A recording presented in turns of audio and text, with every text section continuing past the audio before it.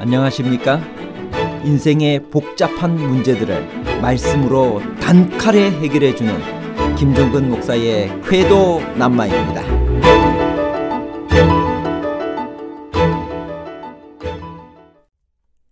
누가복음에는 가브리엘 천사가 마리아에게 나타나 그녀가 성령으로 잉태할 것을 알려준 것으로 기록되어 있습니다. 그러나 마태복음에는 요셉에게 나타나서 알려준 것으로 기록되어 있습니다.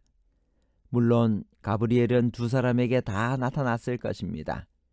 그런데 왜 마태와 누가는 각각 한 편씩만 기록했을까요? 루스벨의 타락 이후 하나님의 아들이신 예수님 다음 지위에 있는 존재인 피조물 가브리엘이 그 역할을 하고 있습니다. 그런데 성경 유다서 1장 9절에는 천사장 미가엘이라는 표현이 나옵니다. 그러면 루스벨 이후 미가엘이 천사장 역할을 했나요? 아니면 가브리엘이 그 역할을 했나요? 미가엘과 가브리엘에 관한 복잡한 문제를 하나님 말씀의 가르침으로 명쾌하게 해결해 드리겠습니다. 가브리엘 천사는 누구에게 나타났나요? 누가복음 1장 26절에서 28절. 여섯째 달에 천사 가브리엘이 하나님의 보내심을 받아 갈릴리 나사렛이란 동네에 가서 다윗의 자손 요셉이라 하는 사람과 약혼한 처녀에게 이르니 그 처녀의 이름은 마리아라. 그에게 들어가 이르되 은혜를 받은 자여 평안할지어다. 주께서 너와 함께 하시도다 하니. 마태와 누가의 강조점의 차이를 볼 수 있는 재미있는 현상입니다. 마태는 예수님이 성령으로 잉태되어 마리아에게서 태어나기는 했지만 법적으로 다윗 왕가의 가계를 이어받은 요셉의 자손으로 인정하고 있습니다. 요셉은 의로운 유대인의 전형이며 예수의 아버지로서 아들의 이름을 명명할 권리도 부여받고 있었습니다. 족보도 요셉의 법적인 족보를 따르고 있습니다. 헤롯의 박해를 피하여 애굽으로 피신할 때도 천사는 요셉에게 현몽하여 지시하고 있습니다. 그러나 누가는 법적인 관계보다는 혈통을 더 중히 여긴 것처럼 보입니다.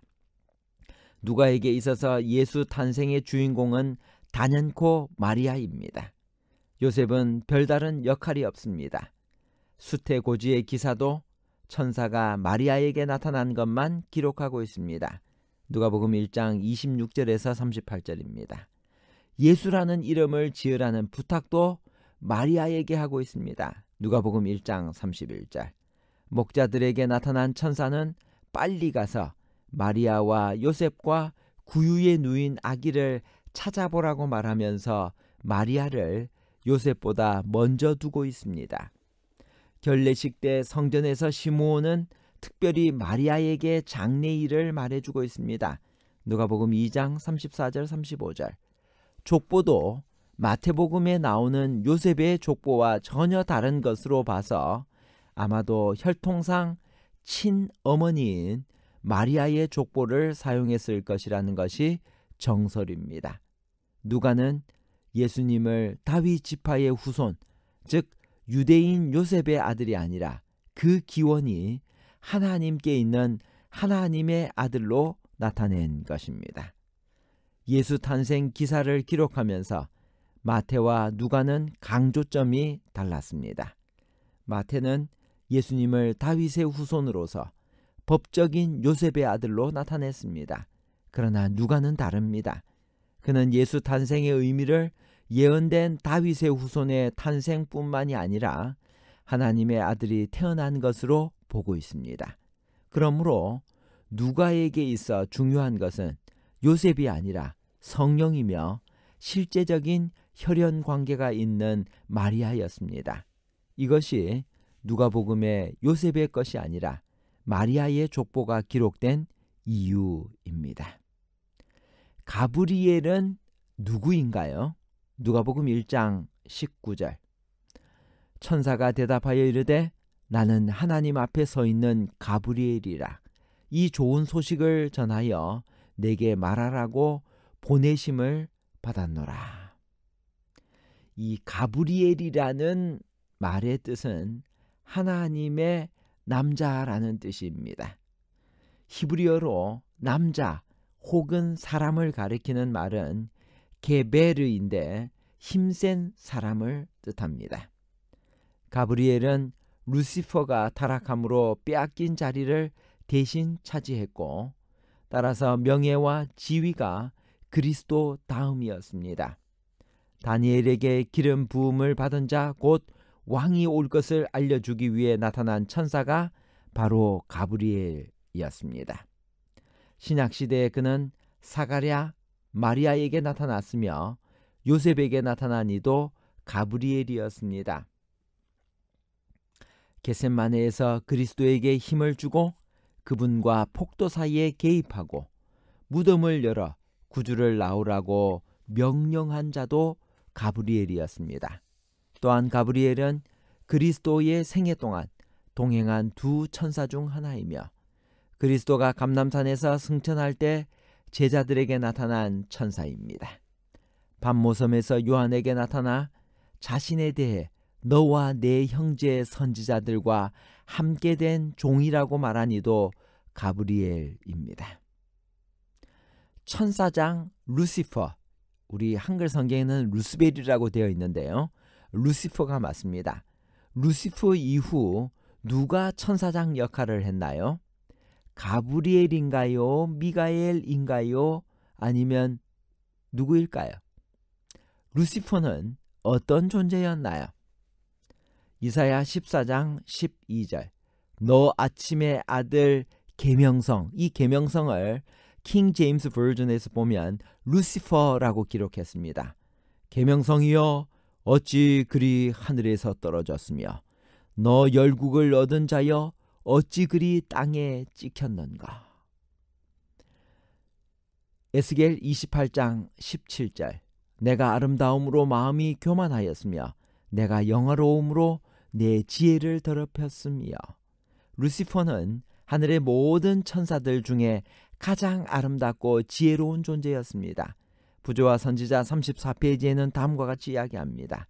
자신을 높이고자 하는 욕망이 루시퍼가 타락한 이유였다. 타락 이전에 그는 하늘의 모든 천사들 중에 가장 아름답고 지혜로운 존재였다. 그는 하나님께서 그에게 부여하신 영광으로 인해 지나친 교만심을 품게 되었고 자신을 위해 더욱더 큰 영광을 찾고 있었다. 가브리엘은 어떤 천사인가요? 가브리엘은 성경에 4번 등장하는 천사입니다. 가브리엘은 하나님의 아들 다음가는 영예로운 지위의 천사로서 하나님의 계획을 죄된 인류에게 드러내기 위하여 택하심을 받은 천사였습니다. 그래서 다니엘에게, 사가랴에게 메시아의 초림을 알리기 위해 왔고 마리아에게도 나타났습니다. 시대소망 234페이지에는 하늘의 기별을 가지고 다니엘에게 왔던 천사는 하나님의 아들의 다음 지위에 있는 가브리엘이었다라고 말하고 있습니다. 루시퍼의 타락 이후 하나님의 아들이신 예수님 다음 지위에 있는 존재인 피조물 가브리엘이 그 역할을 하고 있습니다. 그런데 성경 유다서 1장 9절에는 천사장 미가엘이라는 표현이 나옵니다. 그러면 가브리엘이 천사장인가요? 아니면 미가엘, 즉 예수님이 천사장인가요? 유다서 1장 9절의 천사장 미가엘은 천사들을 통치하는 자로서의 그리스도의 이름들 가운데 하나를 가리킵니다. 천사들은 창조된 존재들이요, 그리스도는 그들의 창조주입니다.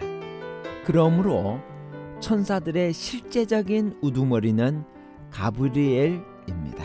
결론입니다. 첫 번째, 예수 탄생 기사를 기록하면서 마태와 누가는 강조점이 달랐습니다. 마태는 예수님을 다윗의 후손으로서 법적인 요셉의 아들로 나타냈습니다. 그러나 누가는 다릅니다. 그는 예수 탄생의 의미를 예언된 다윗의 후손의 탄생뿐만이 아니라 하나님의 아들이 태어난 것으로 보고 있습니다. 그러므로 누가에게 있어 중요한 것은 요셉이 아니라 성령이며 실제적인 혈연 관계가 있는 마리아였습니다.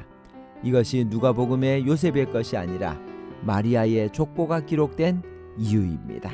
둘째, 루시퍼 이후 천사장 역할을 한 것은 가브리엘 천사입니다. 셋째, 예수님은 히브리서 1장 2절 3절에서 만유의 상속자, 창조주, 하나님의 영광의 광채로 묘사되어 있습니다. 감사합니다.